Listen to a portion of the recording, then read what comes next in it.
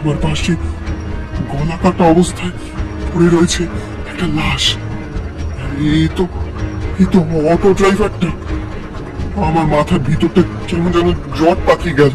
কিন্তু তাহলে অটোটা চালাচ্ছে কি? আপনি আপনি কি কে আপনি? দেখো মৈনাক, তুমি আমার উপকার ভুলে যেতে পারো, কিন্তু আমি তোমার উপকার কি করে ভুলি বলো? আজ ওই লোকটা তোমাকে মারতে চেয়েছিল। খানিক হুঁশ ফিরতেই মনে হলো এটা তো রথিনের গলা। রথিন, তুমি তুমি এখানে কিভাবে এলে? অত কিছু বলার সময় এখন নেই, আমাদের একটু তাড়া আছে মৈনাক। আমাদের আগে শ্মশানে যেতে দাও। তখন মন্দাকিনী, আর এখন তুমি। কি হয়েছে তোমাদের? কেউ মারা গেছে নাকি? হ্যাঁ, কেন?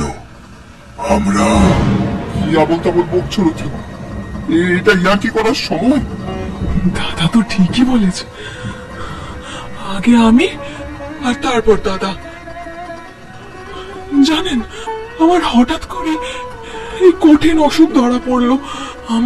আমার চিকিৎসার যাতে কোনো ত্রুটি না হয় তার জন্য দাদা হাজার হাজার টাকা ধার করে।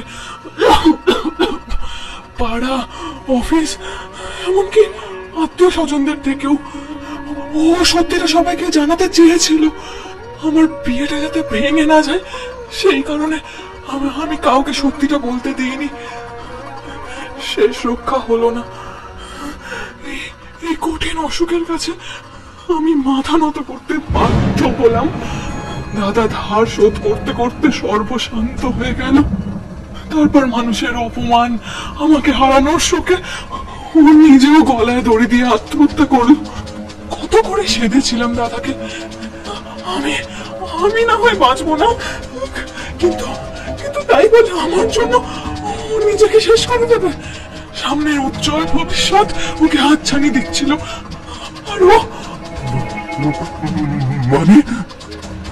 স্পষ্ট দেখলাম রথিনের গলায় একটা মোটা দড়ি ঝুলছে তখন, আর মন্দাকিনীর ঠোঁটের কোণ থেকে ঝরে পড়ছে রক্ত। ভয় আর এক দংশন কাজ করলো আমার মনের ভিতর।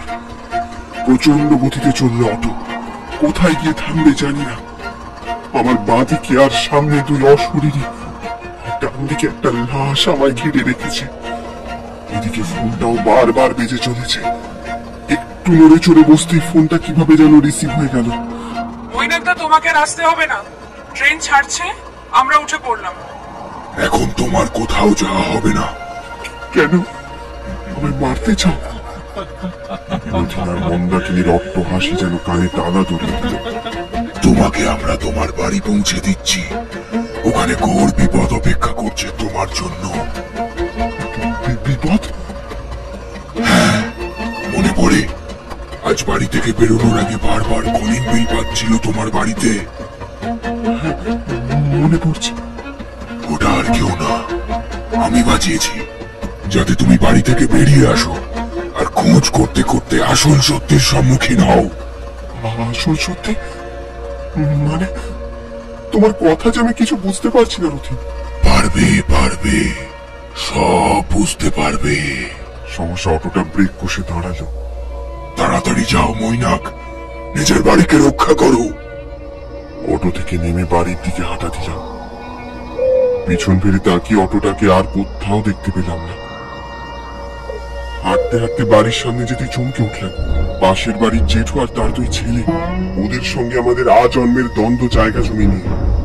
আজকাল ওদের সাথে আমাদের দ্বন্দ্বটা আরো বেড়েছে। ওরা আমাদের না থাকার সুযোগ নিয়ে রাতের অন্ধকারে বাড়িটাকে জ্বালিয়ে দেওয়ার পরিকল্পনা করেছিল। ওদের একজনের হাতে একটা জ্বলন্ত কাঠের টুকরো, আর বাকি দুজন বাড়িতে পেট্রোল ঢালছে মনে হলো। এই, কে ওখানে? ওরা পড়ি কি মরি করে দৌড় দিল। সঙ্গে সঙ্গে ফোন করে পুলিশকে সবটা জানালাম, আর বুঝলাম অটোর মধ্যে আমাকে লোক লাগিয়ে মারবার পরিকল্পনা এই জেঠুরাই করেছিল। আজ তুমি না থাকলে আমার বাড়ি কখনই বাঁচাতে পারতাম না রথিন। আমাকে দোষী বানিয়ে তুমি এমন ভাবে চলে গেলে রথিন। সারা জীবনের মতো তোমার কাছে ঋণী হয়ে গেলাম।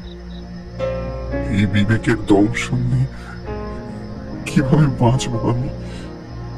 চাঁদের কোমল আলোর নিচে দাঁড়িয়ে দূর থেকে দেখলাম দুটো ছায়ামূর্তি ক্রমশ দূরে চলে যাচ্ছে, রথিন আর মন্দাকিনী। জানি ওরা আর কোনো দিনও ফিরবে না।